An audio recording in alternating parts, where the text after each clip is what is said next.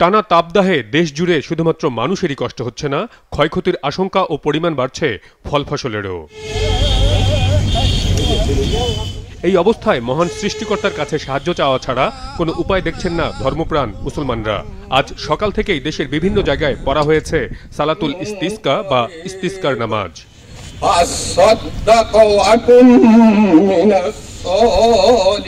চুয়াডাঙ্গায় সকাল 10:30 নাগাদ town football মাঠে কয়েকশো মানুষ দাঁড়িয়ে যান বিশেষ এই নামাজে। এই নামাজে বিশেষ খুতবারও নিয়ম রয়েছে।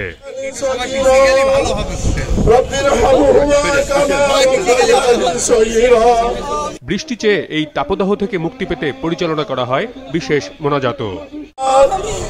আসমানের মালিক, জমিনের মালিক, কুল কায়নাতের মালিক আল্লাহ, আমরা তোমার কাছে হাত তুলেছি, আমাদেরকে মাফ করে উপস্থিত সকল মুসলিম কেরামকে মাফ করে দাও আল্লাহ। আল্লাহ ভুল করে নাও আল্লাহ, সবাইকে পরিপূর্ণ হেদায়েত নসিব করে দাও আল্লাহ। তারও আগে সকাল 7:30 নাগাদ বাগেরহাটের মোরেলগঞ্জে আয়োজন করা হয় ইস্তিসকার বিশেষ আরও একটি নামাজ। মহান স্রষ্টার কাছে বৃষ্টি চেয়ে নামাজে দাঁড়ান মুসল্লিরা। আজিজিয়া স্কুল মাঠে কয়েকশো মুসল্লির আয়োজন এটি। একমাত্র ওয়ালটন এসি দিচ্ছে 1 বছরের রিপ্লেসমেন্ট গ্যারান্টি।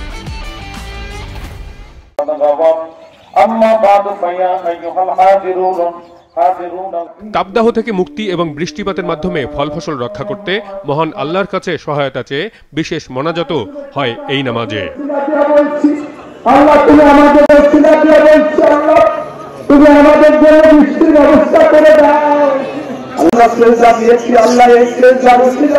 তুমি আমাদের জন্য রহমতের বৃষ্টি দিয়ে দাও আল্লাহ।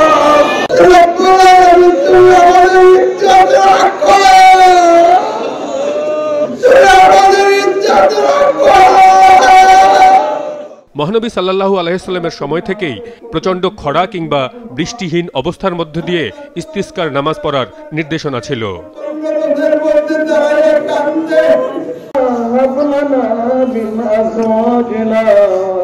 বৃষ্টির জন্য বিশেষ এমন নামাজ ছাড়াও বিভিন্ন লোকায়ত আয়োজনও দেখা গেছে দেশের বিভিন্ন স্থানে। রাজশাহীর পুটিয়াতে 2টি ব্যাঙের বিয়ে দেন গ্রামবাসীরা মিলে। আয়োজন করা হয় এক বড় উৎসবেরও। মাছরাঙ্গা নিউজ ডেস্ক।